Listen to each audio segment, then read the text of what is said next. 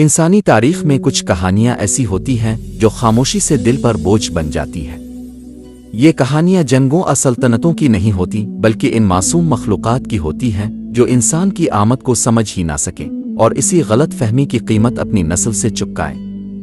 پاک لینڈ جزائر میں کبھی ایک جانور آباد تھا جو کتے کے خاندان سے تعلق رکھتا تھا، مگر اپنی فطرت میں حد درجہ نرم اور مانوس تھا۔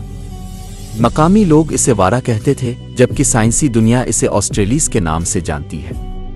یہ وہ جانور تھا جسے ریکارڈ شدہ تاریخ میں معدوم ہونے والا پہلا کینٹ مانا جاتا ہے۔ جب 17ویں اور 18ویں صدی میں یورپی مہم جو پہلی بار فاک لینڈ جزائر پہنچے تو انہوں نے ایک عجیب بات نوٹ کی۔ وارا انسان کو دیکھ کر نہ بھاگتا تھا نہ خوف ظاہر کرتا تھا۔ وہ خاموشی سے قریب آ جاتا جیسے انسان اس کے لیے کوئی اجنبی نہیں بلکہ کوئی جانا پہچانا وجود ہو۔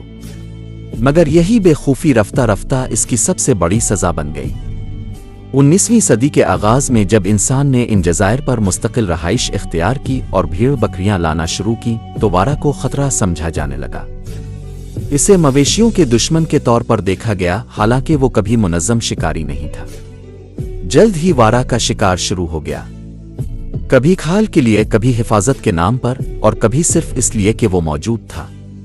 مسئلہ یہ بھی تھا کہ وارا فاک لینڈ کا واحد زمینی ممالیہ تھا۔ صدیوں کی تنہائی نے اسے کسی بڑے شکاری سے نمٹنے کا ہنر سکھایا ہی نہیں تھا۔